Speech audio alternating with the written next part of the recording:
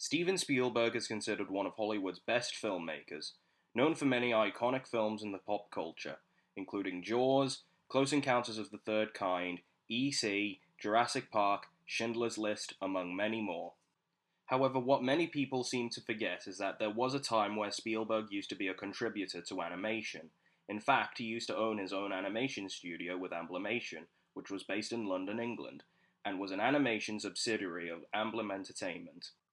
After the success of three animated films Spielberg helped produce, with those being An American Tail, The Land Before Time, both directed by Don Bluth, and Who Framed Roger Rabbit, directed by Robert Zemeckis, he decided to create his own animation studio that could rival Disney, who had a bit of a resurgence thanks to films like Who Framed Roger Rabbit and The Little Mermaid.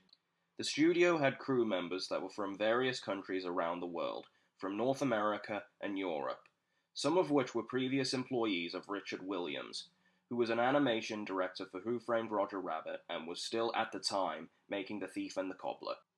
With Amblimation being formed, their first animated production was a sequel to An American Tail, with Fievel Goes West, directed by Phil Neblink and Simon Wells.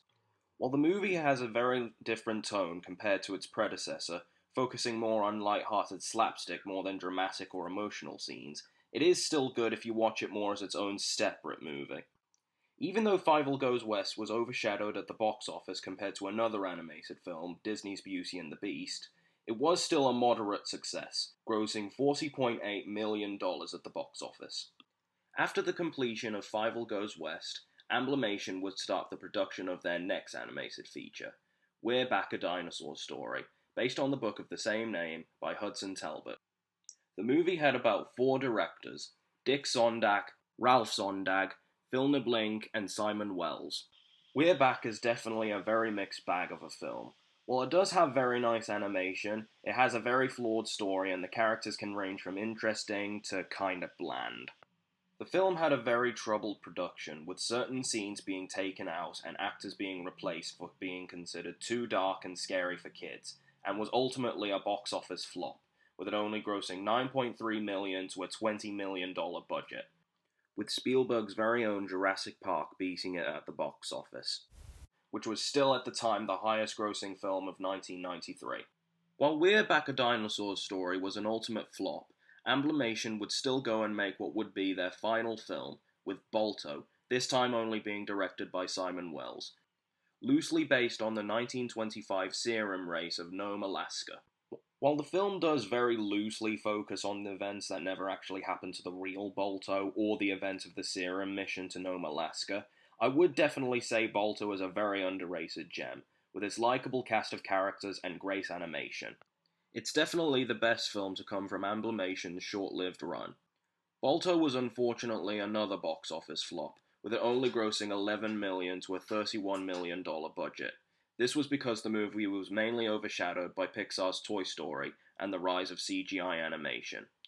Though the film has since gotten a cult following, being a lot more successful on home media and even managing to get 2 straight-to-DVD sequels. It is worth noting that there were actually 2 films that were planned from Amblimation.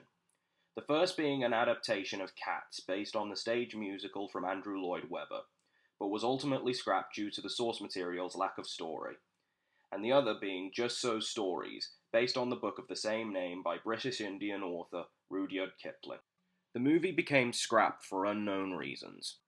After the completion of Balto, that was ultimately it for Amblimation, as Steven Spielberg alongside former Disney chairman Jeffrey Katzenberg and David Geffen would go on to form Dreamworks Pictures, with around 120 of Amblimation's crew members relocating to Dreamworks' animation division, since that was still associated with Spielberg at the time, while some others would move on to other various animation studios. While Amblimation ultimately had a very short-lived run, only making around 3 movies, they did show various levels of impressive animation, and many of their directors did go on to various other animated media, like Simon Wells would later go on to become one of the directors for The Prince of Egypt, and would become a storyboard artist for many films from DreamWorks. Phil Neblink would go on to make his own independently made animated films like Puss in Boots and Romeo and Juliet Sealed with a Kiss, with whatever thoughts you have on those films. and he would even become one of the storyboard artists for shows like Wolverine and the X-Men.